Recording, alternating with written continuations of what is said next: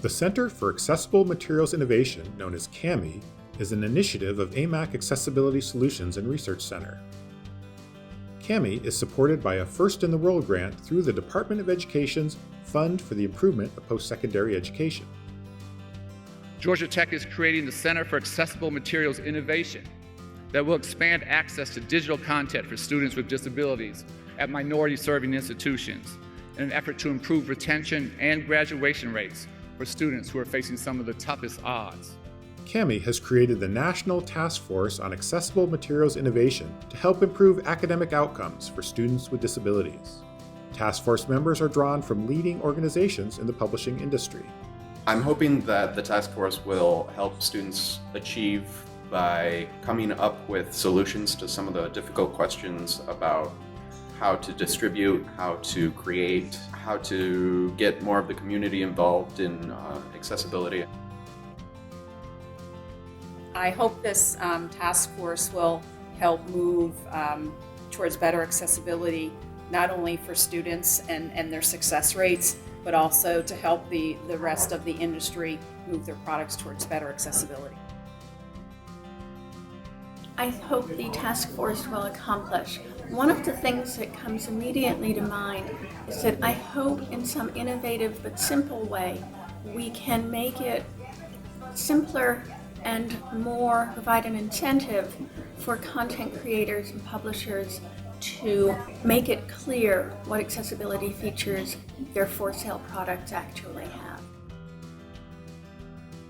And we have an opportunity to accomplish some amazing feats with bringing standardization to accessible technologies. OpenStax in particular is focused on access at an affordability level. But beyond just getting access at an affordability level, we have to think about students with different learning capabilities. The task force includes service companies who produce and deliver instructional materials. I'm really hoping the task force is going to be able to get good research data from the experience. There's a lot of things that we don't know yet about how students are learning with accessibility capabilities, and Firebrand is really involved in getting metadata into the supply chain. In addition to directly helping students with disabilities, we also can help to improve educational materials in general. Rech as a digital textbook provider is very committed to making sure that all students have accessibility to their content and making sure that it's a great experience for anyone that wants to use our product.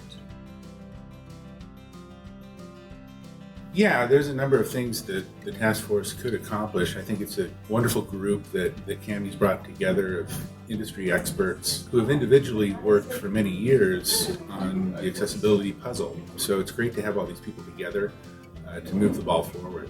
Industry associations help create accessibility standards and promote best practices. Yes, I think the time is now for accessible material innovation. For two reasons. Education is going digital, that's very clear. But also, accessibility in its broader sense is about personalization, and personalized learning is the key trend in education right now. And so we've been highly committed to the accessibility area for at least 20 years now, and hopefully for the next 20 years as well. I think the work we're doing here with the task force is going to be helpful not only to students with disabilities, but in a broader sense to all students. The association has been a sponsor of the Access Text Network for many years. We participate in this task force, of course, and my members are committed in the new educational technologies that they're developing to make those accessible to all students. The mission of the task force is to help point the way towards instructional materials that are innovative and accessible to all students.